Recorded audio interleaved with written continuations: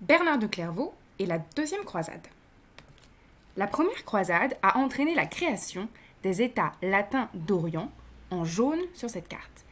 Mais les musulmans lancent le djihad et le chef musulman Zengi reprend la ville d'Édesse en 1144. En décembre 1145, le pape Eugène III lance alors une deuxième croisade pour secourir les États latins. Il demande à l'abbé cistercien Bernard de Clairvaux, un des hommes les plus estimés de la chrétienté d'Occident, de prêcher la nouvelle expédition. Nous nous demanderons comment la prédication de Bernard de Clairvaux entraîne les Occidentaux à retourner combattre les musulmans. Dans un premier temps, nous verrons quel est le rôle joué par Bernard de Clairvaux et ce qu'est la prédication. Dans un deuxième temps, nous nous pencherons sur les motivations des combattants. Dans un troisième temps, nous étudierons le déroulement des principales opérations. Enfin, dans un quatrième et dernier temps, nous analyserons les conséquences de cette croisade. Bernard de Clairvaux est né vers 1090 et mort en 1153. C'est un moine, c'est-à-dire un homme vivant dans une abbaye ou un monastère à l'écart du reste des hommes et qui suit une règle de vie commune. En 1129, il rédige la règle de l'ordre des Templiers qui vient d'être fondée pour protéger militairement la Terre sainte. Bernard de Clairvaux conseille de nombreux puissants de la chrétienté. Rallié à l'idée de croisade par le pape Eugène III, il en devient le principal prédicateur, mais n'accompagne pas la croisade. En tant que prédicateur, Bernard de Clairvaux prêche. Un prêche est le discours d'un homme d'église pour enseigner, mobiliser ou convertir son auditoire.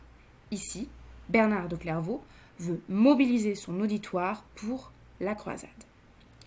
Bernard de Clairvaux est un personnage central, essentiel de la chrétienté médiévale.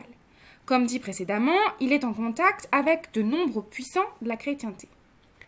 C'est ce que nous observons sur cette miniature du XVe siècle, où nous retrouvons Bernard de Clairvaux prêchant la croisade devant le roi Louis VII et ses barons à Vézelay le 11 mars 1146. Il remet des croix à ceux qui décident de partir, et c'est le cas de Louis VII.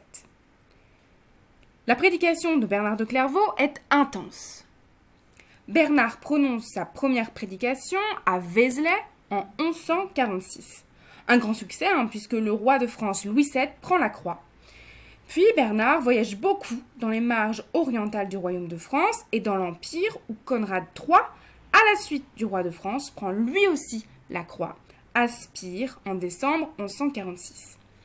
Si la prédication commence à Vézelay, elle se poursuit à Châlons, à Arras, à Ypres, Bruges, Liège, Spire, Strasbourg, Constance, Fribourg, Worms, Mayence, Cologne, Étampes, Metz, Francfort, à Clairvaux, à Lyon ou à Dijon.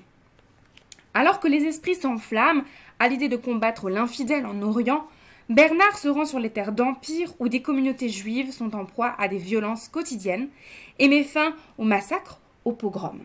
Pour Bernard, le peuple juif est porteur de l'humanité de Jésus. La lutte menée par les Francs pour la protection des lieux saints ne saurait se traduire par des violences contre les Juifs d'Europe. Dans ses prêches, Bernard de Clairvaux met en avant tout ce qui doit motiver les chrétiens à combattre et rejoindre la croisade. Dans ces extraits d'une lettre adressée au clergé d'Occident et rédigée depuis Vézelay en 1146, les arguments de Bernard de Clairvaux apparaissent clairement. Les 4 premières lignes de l'extrait rappellent la difficile situation des croisés en Orient. Après la chute d'Édesse, qui entraîne un nouvel appel à la croisade du pape Eugène III, les positions des Francs dans les États latins d'Orient semblent bien fragiles. Initialement lancée pour permettre l'accès des chrétiens aux lieux saints, Jérusalem, conquise par les Francs en 1099, est de nouveau menacée par les musulmans. Bernard de Clairvaux appelle donc toutes les forces combattantes d'Occident, celles des milites, à les défendre sans faillir les lieux saints de nouveau menacés. Il ne s'agit cependant pas de laisser les seigneurs et chevaliers perdre leurs forces dans des guerres intestines causées par la volonté de s'enrichir ou d'accroître son pouvoir.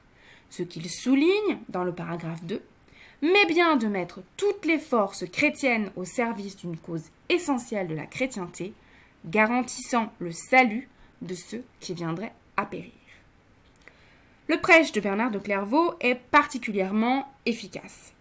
Les armées croisées qui se dirigent vers l'Orient sont celles de Louis VII, roi de France entre 1137 et 1180, et de Conrad III, un roi du Saint-Empire germanique entre 1138 et 1152.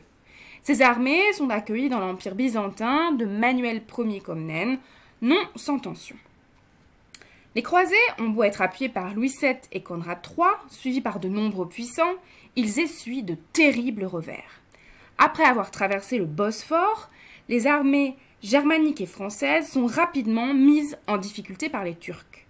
Conrad subit un grave revers à Dorilé, en Asie mineure, dès octobre 1147.